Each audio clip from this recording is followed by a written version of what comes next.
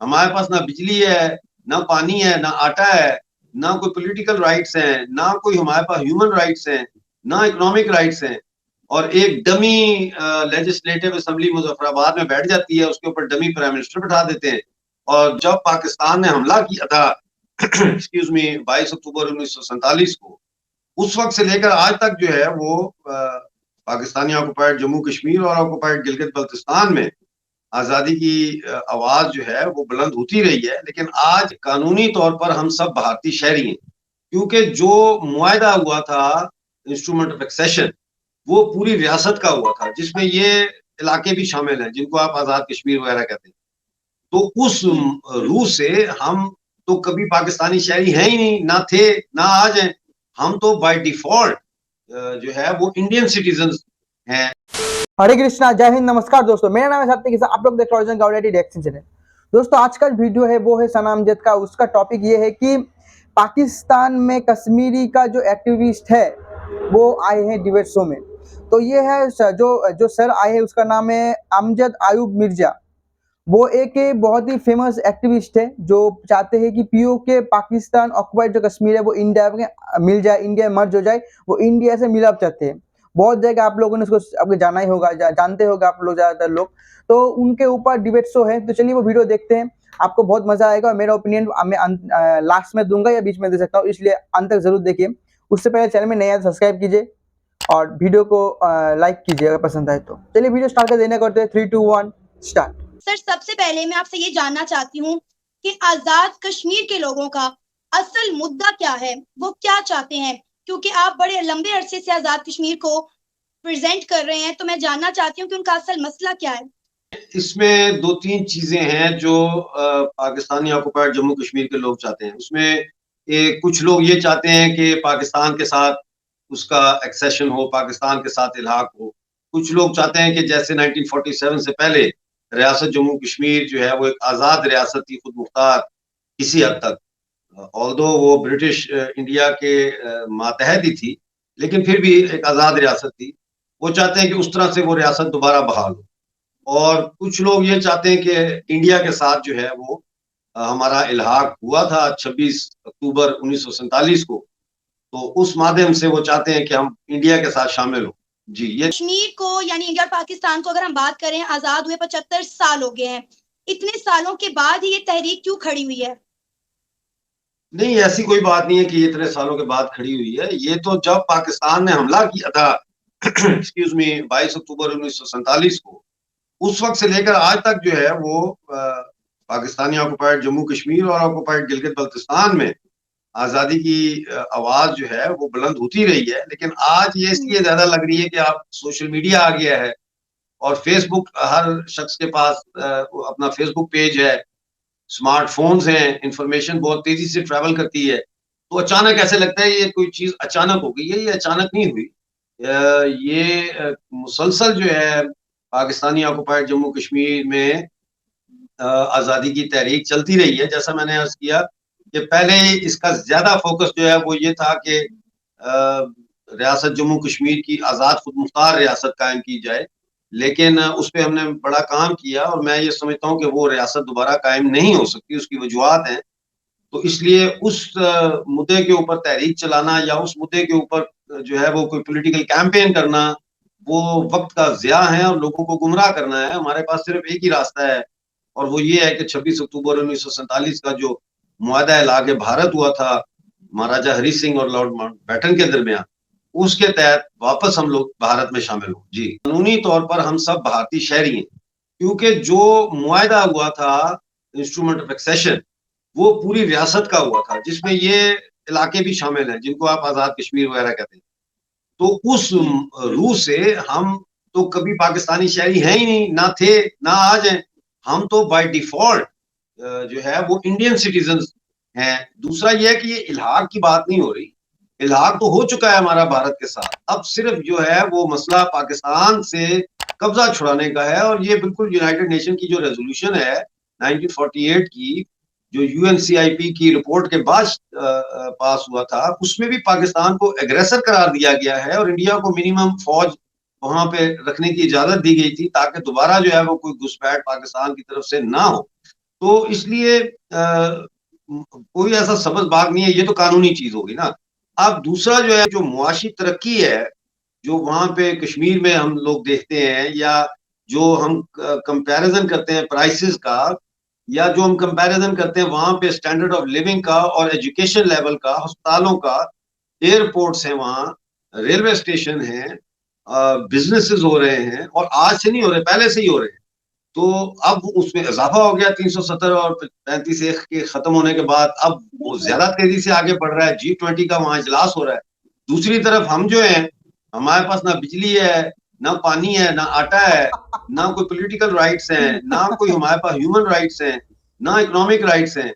और एक dummy legislative assembly Muzaffarabad में बैठ जाती है, उसके ऊपर डमी प्राइम मिनिस्टर बैठा देते हैं, और दुनिया को कहते हैं जी यहाँ देखो इनकी अपनी गवर्नमेंट है, पार्लियामेंट है, जमहूरियत है। लेकिन वो पार्लियामेंट तो एक चपरासी को भी जो है वो नौकरी पे अपॉइंट नहीं कर सकती विदाउट द परमिशन और the consent of the chief secretary, जो पाकिस्तान की तरफ से आके हमारे ऊपर बैठता है। तो बड़े मसाइल हैं, तो लोग अब तंग आ चुके हैं इन चीजों से, और उनको आगे कुछ नजर नहीं आ रहा। अगर आपको कश्मीरियों से इतनी हमदर्दी है, तो आप कश्मीरियों के साथ शाना बशाना आजाद कश्मीर में खड़े होकर ये तहरीक क्यों नहीं चला रहे? इसका जवाब मैं देता हूँ। ये सब देखिए, ये मेरे अकॉर्डिंग है। पाकिस्तान ऑक्युपाइड कश्मीर तो इंडियन कश्मीर तो है नहीं कि वहाँ पे कोई भी मुंह उठा के कुछ भी बोल देगा और उसको हक की आज़ादी है, वो कुछ भी बोल सकता है। ऐसा पाकिस्तान में है नहीं। अगर वो ऐसा बोलेगा तो पाकिस्तानी जो फौज है वो उठा के उसको ले जाएगी और काम तमाम कर देगी उसका। इसलिए शायद इनका यहाँ वहाँ पे कोई रहकर प्रोटेस्ट नहीं कर रहा है, वो बाहर जाए कर रही, मेरी राय है। चाहे हमारी टोटल आबादी तकरीबन 40-45 लाख है पीओजेके की, और 16 लाख हमारा बंदा जो है वो बाहर बैठा हुआ है। मेजॉरिटी यूरोप में और मशरक वस्ता में बैठी है। तो मेरा उनके साथ एक इंटरेक्शन है। तो मैं आपको आयतुल्लाह खमीनी की मिसाल दे देता हूँ कि वो तो फ्रांस में बैठे थे, क्योंकि उनको जान का खतरा था शाह ईरान से। कुम से वो निकले, और कुम से निकल के वो पेरिस आ गए, और फिर फ्रांस में रहते रहे। तो जब वहां इनकलाब आया तो फिर वो गए वहां वापस, और उन्होंने वहां पे जो भी रियासत बनाई। इसी तरह आपके बगल में अफगान हुकूमत है, तो तालिबान के जो लीडर्स थे, उन्होंने एग्जाइल में पाकिस्तान से बैठ के अपनी तहरीक चलाई। इसी तरह अगर आप लेफ्ट की साइड पे देखें तो कार्ल मार्क्स तो सारी जिंदगी एग्जाइल में रहा, और लेनिन जो है वो बोल्शेविक रेवोल्यूशन से कुछ हफ्ते पहले तक वो तो ज्यूरिच में था, ये स्विट्जरलैंड में एग्जाइल काट रहा था। तो ये एग्जाइल जो है, ये पॉलिटिकल लीडरशिप को किसी ना किसी स्टेज पे इसका सामना करना पड़ता है। सर, आप ये जो मूवमेंट चला रहे हैं, जो तहरीक आप चला रहे हैं, इसका कोई नाम भी है? इसका नाम है तहरीक इत्तफाक राय। 1 पॉइंट एजेंडा है हमारा, पाकिस्तान से आजादी और भारत में वापस शामिल होना। इसके ऊपर इत्तफाक राय कायम करना पूरी पीओजेके और गिलगित बल्तिस्तान के लोगों में। इसलिए इसका नाम रखा है तहरीक इत्तफाक राय। एक नुक्ते पे इत्तफाक राय करो, एक एजेंडा लेके चलो, और सब लेके चले जी। उसके लिए कोई जरूरी नहीं है कि लोग मेरी पार्टी में शामिल हो। मेरी तो पार्टी नहीं है, मेरी तो मूवमेंट है। उसको सपोर्ट करें, बाहर से बैठ के सपोर्ट करें, अपनी अपनी पार्टियों में एजेंडा ये रखें कि ठीक है हम इस एजेंडे पे फिलहाल काम करते हैं, फिर बाकी उसके बाद देखेंगे चीजें। स्टेटमेंट देने के लिए इंडिया की तरफ से फंडिंग आती है, इस हवाले से क्या कहेंगे? फंडिंग का जहां तक ताल्लुक है, देखिए फंडिंग का ही तो मसला है। फंडिंग का ही तो मेरा मसला है। अगर मुझे फंडिंग आ जाए कहीं ना कहीं, कहीं से भी आ जाए फंडिंग, तो जाहिर है वो फंडिंग फिर पीओजेके में ट्रांसफर होगी, फिर वहां हम बहुत बड़ा काम कर सकते हैं। हमारे पास तो इतने पैसे नहीं होते कि हम जिनीवा जाएं United nation human right council का सेशन अटेंड करने। 3 साल से मैं नहीं जा सका, क्योंकि वो गिनते रहते हैं इतने पाउंड लगेंगे, इतना ये, और स्विट्जरलैंड बहुत महंगा है। तो ये होगा कैसे? क्या दोनों गवर्नमेंट मानेंगी इस चीज के लिए कि आजाद कश्मीर को इंडिया के साथ मिला दिया जाए? ये बड़ा अहम सवाल है। इसके लिए 2 ही रास्ते हो सकते हैं ना। एक तो रास्ता हो सकता है जंग का और वायलेंस का। तो जंग के रास्ते के मैं हक में नहीं हूं। और मेरा हमेशा एक ये प्रॉब्लम रहा है कि जब भी इनकलाब की बात होती है या जब भी जंग की बात होती है, तो मैं उसको हमेशा इसलिए भी रद्द कर देता हूं कि उसमें इंसानी जानों का बड़ा नुकसान होता है। और मैं है कि ये होगा कैसे। इसके लिए मैं समझता हूं कि इसके लिए जो अभी हमारा जो मर्जी है, यानी our will to join India, it is sporadic. ये जगह मुख्तलिफ जगहों पे है। और इसको मैं अभी कहता हूं इंडिविजुअल विल। ये जो इंडिविजुअल विल है, ये जब तक यूनिवर्सल विल में तब्दील नहीं होती, यानी तो आलमगीर सतह पे पूरे पीओजेके और पीओजीबी में जब तक ये यूनिवर्सल विल नहीं बनती कि हमने इंडिया के साथ शामिल होना है, उस वक्त तक ये स्टेप नहीं लिया जा सकता। और इसके लिए जरूरी है कि स्टडी सर्कल्स लिए जाएं, जो हमारे लड़के वहां यही कर रहे हैं। हम मुजाहरों में भी नहीं जाते, हम कोई जलसा जुलूस भी नहीं करते, कुछ भी नहीं करते, हम ज़हन साजी कर रहे हैं। यानी कि जो झूठ पाकिस्तान ने हमारे साथ बोला, कलमे का रिश्ता है, वहां बड़ा जुल्म हो रहा है, इंडिया का कब्जा है, एक्सेट्रा एक्सेट्रा, इन चीजों को हम खुरुच खुरुच के अपनी नौजवान नस्ल के दिमाग से निकाल रहे हैं कि हमारा कलमे का कोई रिश्ता नहीं है पाकिस्तान के साथ। ये तो बंगाल में मुस्लिम लीग बनी थी तो वो पाकिस्तान असल तो वो था, वो चले गए अलहदा अपना बांग्लादेश बना के, उनका कलमे का रिश्ता किधर गया। दूसरा जो है, ये झूठ है कि इंडिया का कब्जा है पाकिस्तान इस पे जम्मू कश्मीर पे। इंडिया को तो इंस्ट्रूमेंट ऑफ एक्सेशन के बाद महाराजा हरि सिंह ने अपने रियासत बचाने के लिए बुलाया था, हमला तो पाकिस्तान ने किया था। इसी तरह और चीजें हैं। इस वक्त हमारा जो है वो फिर हमारे बहुत बड़ा सवाल आ जाता है कि कौमी आजादी की लड़ाई और तबकाती जंग जो है, इसमें किसको अव्वलियत हासिल है। वो फिर हम समझाते हैं कि एक समाज में एक ही वक्त में मुख्तलिफ तजादात मौजूद होते हैं एक्सक्यूज मी, जिसमें कौमी तजाद है, तबकाती तजाद है, लसानी तजाद है, जिनसी तजाद है, ये अपनी जगह तब्दील करते रहते हैं। इस वक्त हमारा बुनियादी तजाद तबकाती तजाद नहीं है, उस बुनियादी तजाद हमारा तबकाती तजाद ही है, लेकिन उसको अव्वलियत हासिल नहीं है। अव्वलियत कौमी तजाद को हासिल है। लिहाजा कौमी आजादी की जदोजहद जो है वो हमारे लिए ज्यादा अहमियत रखती है इस वक्त।